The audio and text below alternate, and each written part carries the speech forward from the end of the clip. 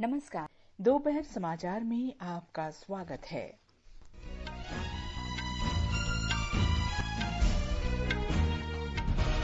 कोविड-19 से स्वस्थ होने वालों की दर 48.88% हुई।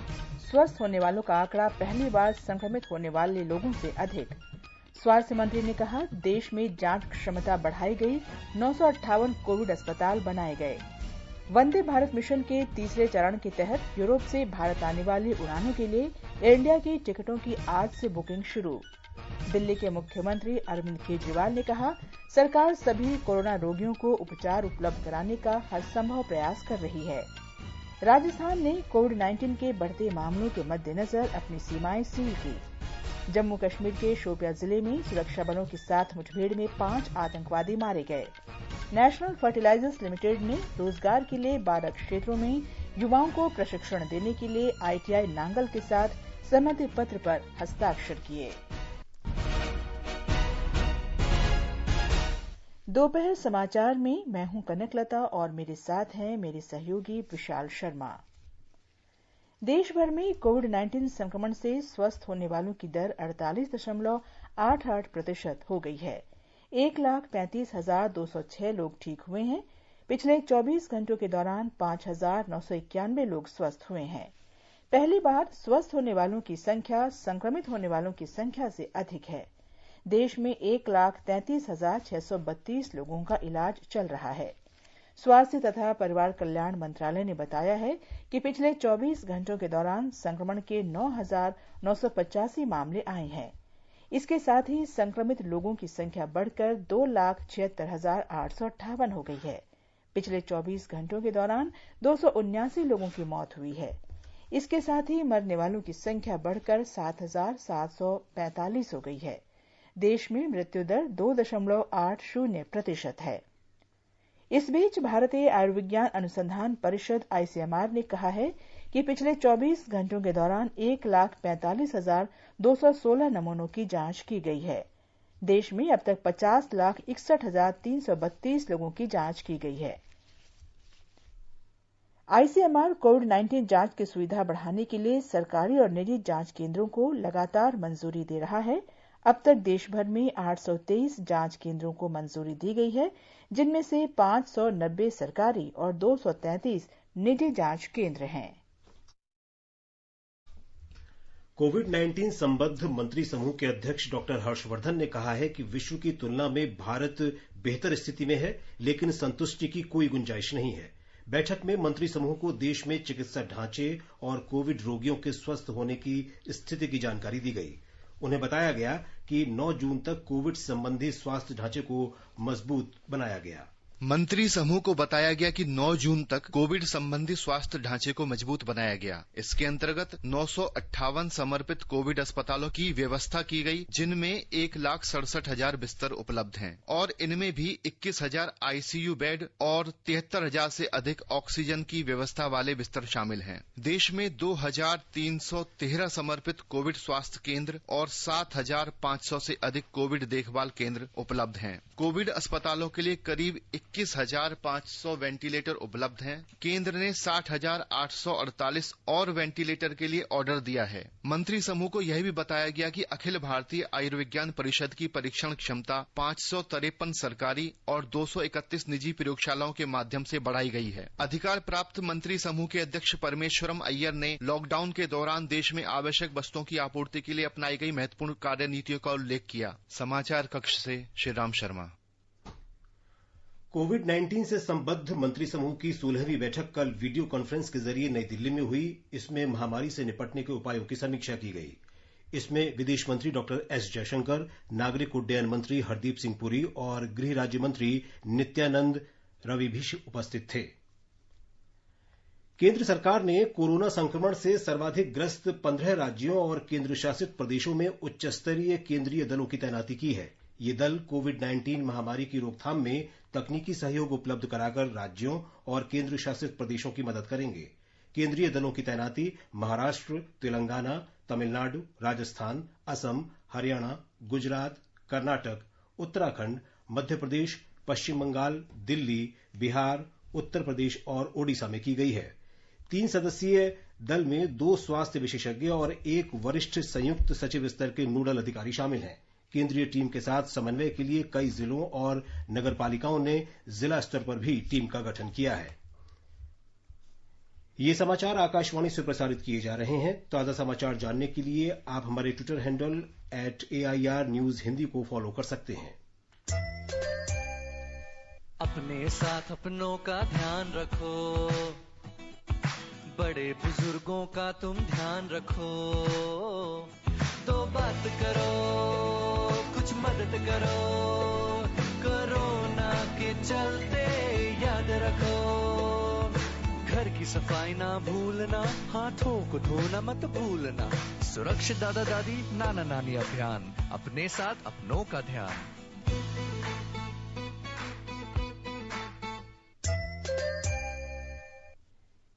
ये आकाशवाणी है। दिल्ली के मुख्यमंत्री अरविंद केजरीवाल ने कहा है कि सम विषम योजना की तरह ही सभी की सुरक्षा के लिए सुरक्षित दूरी बनाए रखने और मास्क के इस्तेमाल को जन आंदोलन बनाना होगा। आज नई दिल्ली में एक डिजिटल प्रेस कॉन्फ्रेंस में उन्होंने कहा कि दिल्ली में कुल 31,000 लोग कोरोना से संक्रमित हुए थे, जिनमें से 18,000 अब भी संक्रमित हैं। उन्होंने कहा कि दिल्ली सरकार के सामने ये एक बड़ी चुनौती है, क्योंकि आने वाले दिनों में राष्ट्रीय राजधानी में कोरोना के मामले तेजी से बढ़ सकते हैं। उपराज्यपाल के द्वारा उनके आदेश को पलटे जाने पर टिप्पणी करते हुए मुख्यमंत्री ने कहा कि उपराज्यपाल का आदेश पूरी तरह अमल में लाया जाएगा। उन्होंने कहा कि इस समय मतभेद या विवाद का नहीं है। ये समय एक दूसरे से डिफर करने का समय नहीं है। अब जो निर्णय हो गया केंद्र सरकार का, एलजी साहब ने जो आदेश दे दिया उसको लागू किया जाएगा। एलजी साहब के आदेश को अक्षरशः लागू किया जाएगा। जितने सरकार के अंदर भी हैं, जितने पार्टी के लोग हैं, मैं सबको मैसेज देना चाहता हूं कि एलजी साहब के आदेश को लागू किया जाएगा। श्री केजरीवाल ने कहा कि दिल्ली सरकार सभी को चिकित्सा सुविधाएं पहुंचाने का भरसक प्रयास करेगी।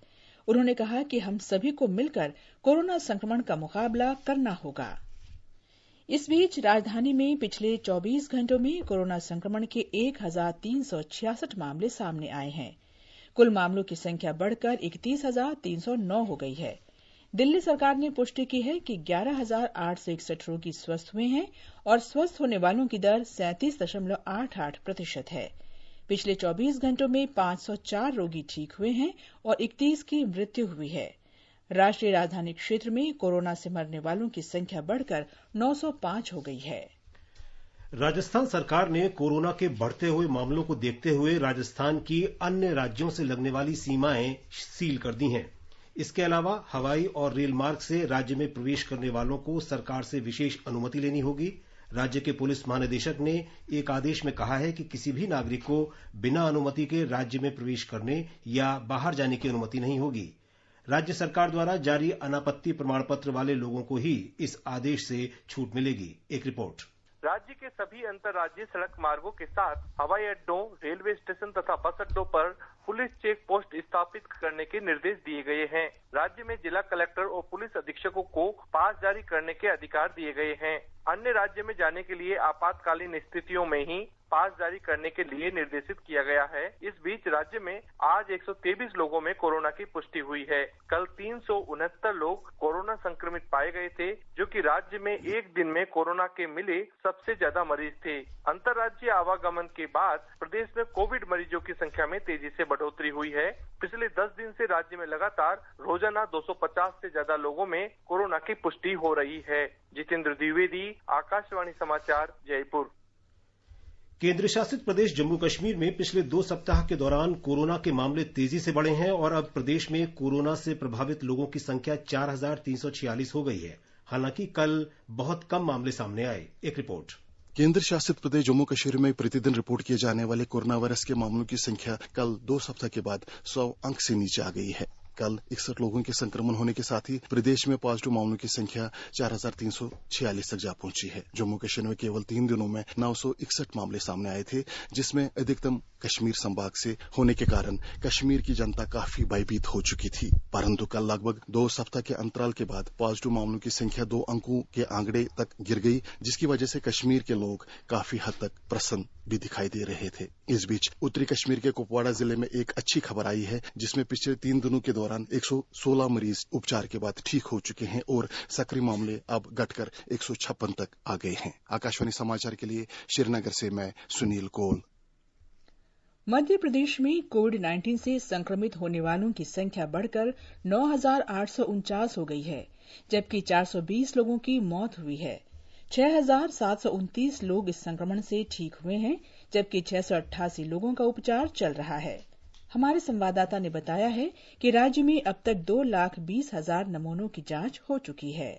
मध्य प्रदेश में कोरोना संक्रमण की वृद्धि दर देश की तुलना में बहुत कम है। राज्य में कोरोना विकास दर 2.74% है, जबकि देश में 5.4% है। इसी तरह मध्य प्रदेश की औसतन कोरोना पॉजिटिव दर 4.54% है, जबकि देश में यह 5.43% है। वहीं 68.3% रिकवरी रेट के साथ मध्य प्रदेश राजस्थान के बाद दूसरे स्थान पर पहुंच गया है। एक अन्य उल्लेखनीय बात यह है कि प्रतिदिन किए जा रहे कोरोना परीक्षणों की संख्या मध्य प्रदेश में अब बढ़कर 6,729 तक पहुंच गई है। इसके अलावा राज्य के 5 जिले अलीराजपुर, हरदा, होशंगाबाद, सिवनी और झाबुआ अब कोरोना संक्रमण से मुक्त हैं। इस बीच राज्य सरकार को भी 250 हाई फ्लो ऑक्सीजन मशीनों में से 50 मशीन मिल गई हैं। इन मशीनों के माध्यम से रोगियों को प्रतिदिन ऑक्सीजन दी जा सकती है, जो कोरोना के उपचार में काफी प्रभावी है। संजीव शर्मा, आकाशवाणी समाचार, भोपाल।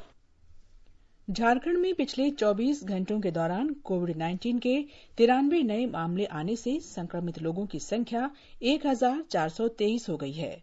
लगभग 1,100 प्रवासी मजदूर जांच में संक्रमित पाए गए हैं। मुख्यमंत्री हेमंत सोरेन ने राज्य में संक्रमण के बढ़ते मामलों पर चिंता व्यक्त की है। संक्रमण से 8 लोगों की मौत हुई है। राज्य में 856 लोगों का उपचार चल रहा है और 559 लोगों को स्वस्थ होने के बाद छुट्टी दे दी गई है। असम में 301 रोगियों को उपचार के बाद कल विभिन्न अस्पतालों से छुट्टी दे दी गई। स्वास्थ्य मंत्री हिमंत बिस्व शर्मा ने कहा है कि राज्य में अब तक 1,097 लोग स्वस्थ हो चुके हैं। उन्होंने कहा कि आज संक्रमण के 42 नए मामलों की पुष्टि हुई। इसके साथ ही संक्रमित लोगों की संख्या बढ़कर 1,987 हो गई है।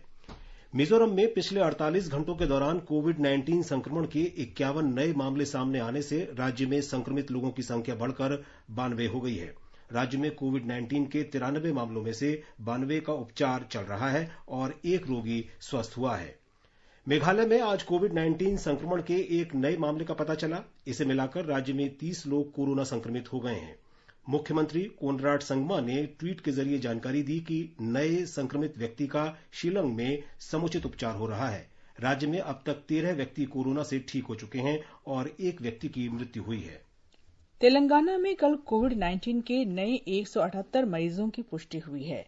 इन्हें मिलाकर राज्य में अब तक 3,920 व्यक्ति कोरोना से संक्रमित हुए हैं। ताजा मामलों में से 143 मामले हैदराबाद शहर के हैं। 6 और लोगों की मौत के साथ ही राज्य में कोरोना से मरने वालों की संख्या 148 हो गई है। तेलंगाना में अब कोई भी जिला कोरोना से मुक्त नहीं रह गया है। हैदराबाद में 143 नए मामलों के साथ ही पड़ोसी रंगारेड्डी और मेडचल जिले कोरोना के केंद्र के रूप में उभरे हैं। इस बीच कोरोना के ज्यादा मामलों वाले 4 जिलों और नगर पालिकाओं में केंद्रीय दल भेजे जा रहे हैं। ये दल कोविड के इलाज में राज्य और स्थानीय प्रशासन के साथ तालमेल करते हुए उन्हें आवश्यक दिशा निर्देश देंगे। हैदराबाद से लक्ष्मी की रिपोर्ट के साथ समाचार कक्ष से मैं आरती मल्होत्रा। तमिलनाडु में डीएमके विधायक जे अंबजगन की आज सुबह कोविड-19 संक्रमण से मृत्यु हो गई। वे 62 वर्ष के थे। जे अंबजगन चेन्नई के चेपॉक विधानसभा क्षेत्र से निर्वाचित हुए थे। वे 3 बार विधायक रहे। उनके निधन पर मुख्यमंत्री ईडापड्डी पलनीसामी, डीएमके अध्यक्ष एम.के. स्टालिन और भाजपा प्रदेश अध्यक्ष एल मुरुगन सहित कई नेताओं ने श्रद्धांजलि दी है। अंडमान निकोबार द्वीप समूह में आज कोविड-19 के 2 मामलों की पुष्टि हुई है। ब्यौरा हमारे संवाददाता से। अंडमान निकोबार में आज कोविड-19 के 2 नए मामले सामने आए हैं। यह दोनों व्यक्ति 7 जून को हवाई मार्ग से दिल्ली से कोलकाता होते हुए और चेन्नई से पोर्ट ब्लेयर पहुंचे थे, जिन्हें जांच के बाद संक्रमण से ग्रसित पाया गया है। मुख्य सचिव चेतन बी संघी ने एक ट्वीट के जरिए इसकी जानकारी दी। इन दोनों व्यक्तियों को इलाज के लिए पोर्ट ब्लेयर के जीबी पंत अस्पताल और आईएनएस धनवंतरी में भर्ती कराया गया है। इसके साथ ही 8 जून को समुद्री जहाज एमवी ननकौड़ी से विशाखापट्टनम से पोर्ट ब्लेयर पहुंचे 453 लोगों की भी जांच की जा रही है, जिनमें से 149 लोगों की रिपोर्ट नेगेटिव आई है। सभी नमूनों की जांच रिपोर्ट कल तक मिलने के आसार हैं। गौरतलब है कि 7 मई को पहले आए सभी 33 मामलों ने रिकवर कर लिया था, जिसके बाद से यहां कोविड-19 का कोई मामला नहीं रह गया था। लेकिन आज 1 महीने से अधिक के अंतराल के बाद फिर 2 नए मामले प्रकाश में आए हैं। आकाशवाणी समाचार के लिए पोर्ट ब्लेयर से मैं गौरव पटवाल। महाराष्ट्र के मुख्यमंत्री उद्धव ठाकरे और स्वास्थ्य तथा परिवार कल्याण मंत्रालय की अपील पर मुंबई के क्रिकेट खिलाड़ी भी रक्तदान के लिए आगे आ रहे हैं। दूसरी तरफ मुंबई के गणेश मंडलों ने पुलिस को आश्वासन दिया है कि कोविड-19 महामारी के मद्देनजर इस वर्ष गणपति उत्सव समारोहों के संबंध में राज्य सरकार के सभी आदेशों का पालन किया जाएगा। एक रिपोर्ट। मुंबई के रणजी क्रिकेट खिलाड़ी विनायक भोईर और रॉयस्टन डायर समेत 90 से अधिक क्रिकेटरों ने पालघर जिले के विरार में रक्तदान किया। साथ ही मुंबई के लोकप्रिय लालबाग सा राजा गणेश मंडल ने भी मुंबई में रक्तदान अभियान शुरू किया है। मुंबई के लोग बड़ी तादाद में इस अभियान में शामिल होकर रक्तदान कर रहे हैं। इसी बीच मुंबई के पुलिस आयुक्त परमवीर सिंह ने शहर के विभिन्न गणेश मंडलों के प्रतिनिधियों के साथ आज सुबह एक बैठक की और कोविड-19 के मद्देनजर गणपति उत्सव मनाने के बारे में चर्चा की। इस बैठक के दौरान मंडलों ने पुलिस को आश्वासन दिया कि वे इस मामले में राज्य सरकार के सभी आदेशों का पालन करेंगे और जरूरी हो तो वे इस वर्ष समारोह का आयोजन नहीं करेंगे। इस वर्ष 22 अगस्त से 10 दिवसीय गणेश उत्सव शुरू हो रहा है। माधुरी पांगे, आकाशवाणी समाचार, मुंबई। उत्तराखंड में नवगठित देवस्थानम बोर्ड ने आदेश जारी किया है कि मंदिरों में रोजाना अधिकतम 1200 लोगों को ही प्रवेश की अनुमति दी जाएगी। इन मंदिरों वाले 3 जिलों के निवासियों और मुख्य रूप से स्थानीय पुजारियों को मंदिरों में जाने की अनुमति होगी। बोर्ड के आदेश के अनुसार बद्रीनाथ मंदिर में रोजाना केवल 1200 लोग ही पूजा अर्चना कर सकेंगे। केदारनाथ में 800, गंगोत्री में 600 और यमुनोत्री में 400 भक्तों को ही रोजाना पूजा अर्चना की अनुमति होगी। लोगों को मंदिर में दर्शन के लिए प्रवेश करने से पहले टोकन लेने होंगे। ये मंदिर चमोली, रुद्रप्रयाग और उत्तरकाशी जिलों में हैं। आगे बढ़ने से पहले मुख्य समाचारों पर एक नजर। कोविड-19 से स्वस्थ होने वालों की दर 48.88% हुई। स्वस्थ होने वालों का आंकड़ा पहली बार संक्रमित होने वाले लोगों से अधिक। स्वास्थ्य मंत्री ने कहा, देश में जांच क्षमता बढ़ाई गई, 958 कोविड अस्पताल बनाए गए। वंदे भारत मिशन के तीसरे चरण के तहत यूरोप से भारत आने वाली उड़ानों के लिए एयर इंडिया की टिकटों की आज से बुकिंग शुरू। दिल्ली के मुख्यमंत्री अरविंद केजरीवाल ने कहा, सरकार सभी कोरोना रोगियों को उपचार उपलब्ध कराने का हर संभव प्रयास कर रही है। राजस्थान ने कोविड-19 के बढ़ते मामलों के मद्देनजर अपनी सीमाएं सील की। जम्मू कश्मीर के शोपियां जिले में सुरक्षा बलों के साथ मुठभेड़ में 5 आतंकवादी मारे गए। नेशनल फर्टिलाइजर्स लिमिटेड ने रोजगार के लिए 12 क्षेत्रों में युवाओं को प्रशिक्षण देने के लिए आईटीआई नांगल के साथ सहमति पत्र पर हस्ताक्षर किए। Air India Vande Bharat mission के तीसरे चरण के तहत यूरोपीय देशों में फंसे भारतीय नागरिकों को वापस लाने के लिए टिकटों की बिक्री आज दोपहर 3 बजे शुरू करेगा। आवेदकों को स्थानीय भारतीय दूतावास या उच्चायोग में पंजीकरण कराना होगा। इसके बाद वे एयर इंडिया की वेबसाइट से टिकट बुक करा सकते हैं। सरकार ने वंदे भारत मिशन के तीसरे चरण की अवधि बढ़ाने की घोषणा की थी। ये वाणिज्यिक उड़ान फिर शुरू होने तक जारी रहेगा। 3 चरणों के इस मिशन के तहत एयरलाइन उत्तरी अमेरिका और यूरोप के लिए 9 से 30 जून तक 300 उड़ानें संचालित करेगी। वंदे भारत मिशन के तहत कल विभिन्न देशों से कुल 2441 भारतीय नागरिकों को वापस लाया गया। ये नागरिक New York, Istanbul, Stockholm, Abu Dhabi, Singapore, Doha, Muscat, Dubai और कुआलालंपुर से लाए गए हैं। नागरिक उड्डयन मंत्री हरदीप सिंह पुरी ने ट्विटर पर जानकारी दी कि वंदे भारत मिशन दुनिया भर में फंसे और संकटग्रस्त भारतीय नागरिकों के लिए आशा की किरण सिद्ध हो रहा है। आकाशवाणी का समाचार सेवा प्रभाग विशेषज्ञों की राय श्रृंखला में कोविड-19 पर प्रमुख चिकित्सा विशेषज्ञों की राय प्रस्तुत करता है।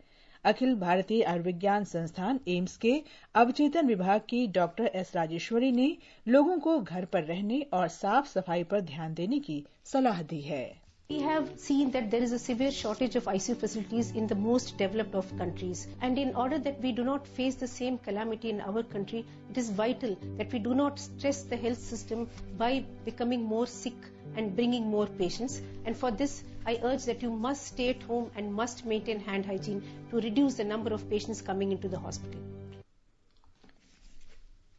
एम्स में लैब मेडिसिन की प्रोफेसर डॉक्टर पूर्वा माथुर ने कहा कि संक्रमण का फैलाव रोकने के लिए सुरक्षित दूरी बेहद आवश्यक है। The coronavirus spreads by droplets when a person coughs or sneezes. These droplets do not travel beyond 1 meter, and that is why it's important to maintain social distancing. Tripura में राज्य सरकार कोविड-19 की वजह से अन्य राज्यों से लौटने वाले श्रमिकों को रोजगार उपलब्ध कराएगी। राज्य के कानून मंत्री रतन लाल नाथ ने एक संवाददाता सम्मेलन में बताया कि अब तक करीब 16,000 श्रमिक देश के विभिन्न भागों से राज्य में वापस आ चुके हैं। इन लोगों की आवश्यकताओं का ध्यान रखते हुए राज्य सरकार ने विभिन्न योजनाओं का बजट आवंटन बढ़ा दिया है। उन्होंने बताया कि इन श्रमिकों के बारे में जानकारी एकत्र करने के लिए जिला और प्रखंड स्तर पर हेल्थ डेस्क स्थापित किए जाएंगे। स्वास्थ्य और परिवार कल्याण मंत्रालय ने सीजीएचएस पैनल में शामिल और राज्य सरकारों द्वारा कोविड अस्पतालों के रूप में अधिसूचित सभी अस्पतालों को आदेश दिया है कि उन्हें सीजीएचएस लाभार्थियों को कोविड संबंधी उपचार उपलब्ध कराना होगा।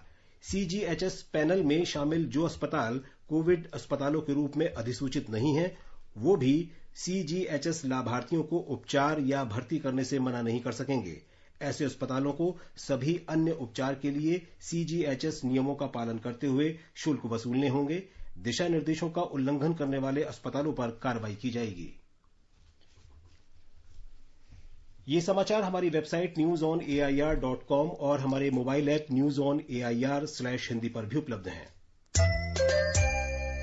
अरे बबलू, लॉकडाउन खुलते ही टहलने निकल पड़े। महामारी अभी फैली हुई है। सरपंच जी, टहलने नहीं, कहाँ पे वापस जा रहे हैं? तुझे डर नहीं लगता वायरस पकड़ लेगा? पहले थोड़ा बहुत डर लगता था, फिर पता चला कि अगर मैंने पूरी सावधानी बरती तो ये बीमारी होने की संभावना कम है। सबसे महत्वपूर्ण है ये मास्क। काम पर मास्क हमेशा पहनूंगा, समय समय पर हाथ धोता रहूंगा और दूसरों से हर वक्त कम से कम 2 गज की दूरी बनाए रखूंगा। खुद को, दूसरों को और अपने परिवार वालों को भी सुरक्षित रखूंगा। अरे भाई, मेरी जिम्मेदारी बनती है तुझे चेतावनी देना, तो दे दिया। जब देश के मेडिकल और स्वच्छता कर्मचारी रोज कोरोना वायरस से लड़ने का काम कर रहे हैं, तो हमारी भी तो जिम्मेदारी बनती है अपना काम करने की। बबलू, तुझे कुछ हो गया तो? हजारों लोग इस बीमारी को हराकर ठीक हो चुके हैं, और अगर किसी कारण मुझे ये बीमारी हो भी जाए तो सरकार ने अस्पताल में हमारे इलाज के लिए पर्याप्त व्यवस्था कर रखी है। ये घबराने का वक्त नहीं, एक दूसरे का हौसला बढ़ाने का वक्त है। कोरोना वायरस से हमें लड़ाई जारी रखनी पड़ेगी और उससे डर कर नहीं, पूरी सावधानी के साथ डट कर चलिए। रुकी जिंदगी को आगे बढ़ाएं, देश को आत्मनिर्भर बनाएं। जय हिंद। दोपहर समाचार में आपका फिर स्वागत है। केंद्र शासित प्रदेश जम्मू कश्मीर के शोपियां जिले के सुगू हेंडामा गांव में आज तड़के सुरक्षा बलों के साथ मुठभेड़ में 5 आतंकवादी मारे गए। सरकारी सूत्रों ने बताया कि शोपियां पुलिस, 44वीं राष्ट्रीय राइफल्स और केंद्रीय रिजर्व पुलिस बल की संयुक्त टीम ने आतंकवादियों के छिपे होने का सुराग मिलने के बाद घेराबंदी और धरपकड़ का अभियान शुरू किया था। जैसे ही संयुक्त टीम संदिग्ध ठिकाने तक पहुंची, वहां छिपे आतंकवादियों ने गोलीबारी शुरू कर दी। सुरक्षा बलों की जवाबी कार्रवाई में 5 आतंकवादी मारे गए। इन आतंकवादियों की अभी पहचान नहीं हुई है। सुरक्षा बलों की कार्रवाई समाप्त हो गई है। इस सप्ताह शोपियां जिले में आतंकवादियों के साथ ये तीसरी मुठभेड़ थी। इससे पहले 7 जून को रेबान और 8 जून को पिंजोरा गांव में सुरक्षा बलों के साथ मुठभेड़ में 9 आतंकवादी मारे गए थे। प्रधानमंत्री नरेंद्र मोदी ने आज वीडियो कॉन्फ्रेंसिंग के जरिए उत्तराखंड सरकार के साथ केदारनाथ मठ विकास और पुनरुद्धार योजना की समीक्षा की। इस अवसर पर प्रधानमंत्री ने कहा कि राज्य सरकार को केदारनाथ और बद्रीनाथ जैसे पवित्र स्थानों का इस तरह से विकास करना चाहिए कि वो समय की कसौटी पर खरा उतरे और पर्यावरण के भी अनुकूल हो। उत्तराखंड के मुख्यमंत्री त्रिवेंद्र सिंह रावत और कई अन्य वरिष्ठ अधिकारियों ने इस चर्चा में भाग लिया। कौशल भारत पहल को बढ़ावा देने के लिए नेशनल फर्टिलाइजर्स लिमिटेड (NFL) ने अपने कारखानों के निकट औद्योगिक प्रशिक्षण संस्थानों के साथ समझौता किया है। सार्वजनिक क्षेत्र का उपक्रम उर्वरक विभाग के तहत कार्य करता है। इस पहल के तहत युवाओं को विभिन्न क्षेत्रों में प्रशिक्षित किया जाएगा। इससे भारी तथा प्रसंस्करण उद्योग में उनके लिए रोजगार के अवसर बढ़ेंगे। पंजाब के नांगल में NFL के कारखाने ने 12 क्षेत्रों में युवाओं को प्रशिक्षण देने के लिए ITI नांगल के साथ सहमति पत्र पर हस्ताक्षर किए हैं। इस पहल के तहत विद्यार्थियों को प्रशिक्षण योजना के जरिए कुशल बनाया जाएगा। युवाओं को सैद्धांतिक कौशल सिखाने के साथ साथ नांगल कारखाने में रोजगार के साथ व्यावहारिक प्रशिक्षण हासिल करने का भी अवसर मिलेगा। गुजरात के मुख्यमंत्री विजय रूपाणी ने बताया है कि सौराष्ट्र नर्मदा अवतरण सिंचाई योजना का दूसरा चरण इस वर्ष 15 अगस्त तक पूरा हो जाएगा। उन्होंने बताया कि इस योजना का उद्देश्य सौराष्ट्र और कच्छ क्षेत्रों की पेयजल आवश्यकता को नर्मदा के जल से पूरा करना है। मुख्यमंत्री ने कल गांधीनगर में इस योजना के बारे में एक उच्च स्तरीय समीक्षा बैठक की। एक रिपोर्ट। इस योजना के पहले चरण में सौराष्ट्र और कच्छ के 16 बांध नर्मदा के पानी से भरे गए हैं। आधिकारिक सूत्रों ने बताया कि 541 किलोमीटर के पाइपलाइन नेटवर्क के माध्यम से 57 जलाशयों को भरने के लिए दूसरे चरण का काम लगभग पूरा होने के कगार पर है। मुख्यमंत्री विजय रूपाणी ने अधिकारियों से 15 अगस्त 2020 से पहले दूसरे चरण के सभी 4 लिंक के कार्यों को पूरा करने के लिए कहा है। मुख्यमंत्री ने कहा कि तीसरे चरण में 3 लिंक के माध्यम से मार्च 2021 तक 457 किलोमीटर के पाइपलाइन नेटवर्क द्वारा नर्मदा के 42 जलाशय में पानी भरा जाएगा। इसके लिए 288 किलोमीटर पाइपलाइनों का निर्माण पूरा हो चुका है। अब तक सौन योजना के तहत तीनों चरणों के लिए 14,707 करोड़ रुपए खर्च किए गए हैं। अपर्णा खुन, आकाशवाणी समाचार, अहमदाबाद। केंद्रीय कृषि मंत्रालय ने कहा है कि प्रधानमंत्री कृषि सिंचाई योजना के पर ड्रॉप मोर क्रॉप घटक के अंतर्गत चालू वित्त वर्ष के दौरान राज्यों के लिए 4,000 करोड़ रुपए आवंटित किए गए हैं। एक वक्तव्य में मंत्रालय ने कहा है कि इस योजना का उद्देश्य खेती में सूक्ष्म सिंचाई प्रौद्योगिकी को बढ़ावा देना है। और अब एक नजर आज के मौसम पर। राष्ट्रीय राजधानी दिल्ली में अधिकतम तापमान 42 डिग्री और न्यूनतम 28 डिग्री सेल्सियस रहने की संभावना है। बादल छाए रहेंगे और हल्की वर्षा हो सकती है। मुंबई में भी आमतौर पर बादल छाए रहेंगे और हल्की बारिश होने की संभावना है। चेन्नई में आमतौर पर बादल छाए रहेंगे, तापमान 30 और 39 डिग्री सेल्सियस के बीच रहने की संभावना है। कोलकाता में आंशिक रूप से बादल छाए रहेंगे और गरज के साथ बौछारें पड़ने की संभावना है। चंडीगढ़ में न्यूनतम और अधिकतम तापमान 26 और 39 डिग्री सेल्सियस के बीच रहने की संभावना है। देहरादून में तापमान 23 और 35 डिग्री सेल्सियस के बीच रहने की संभावना है। हैदराबाद में शाम या रात के समय गरज के साथ छींटें पड़ सकती हैं। यहाँ का तापमान 25 और 36 डिग्री सेल्सियस रहने की संभावना है। बेंगलुरु में शाम या रात तक गरज के साथ वर्षा हो सकती है। शहर का न्यूनतम तापमान 21 डिग्री और अधिकतम 31 डिग्री सेल्सियस रहने की संभावना है। अहमदाबाद में भी शाम या रात तक गरज के साथ वर्षा हो सकती है। भोपाल में आंशिक रूप से बादल छाए रहने और गरज के साथ छींटें पड़ने की संभावना है। पटना का तापमान 28 और 37 डिग्री सेल्सियस के बीच रहने की उम्मीद है। गुवाहाटी में शाम तक गरज के साथ छींटे पड़ सकते हैं।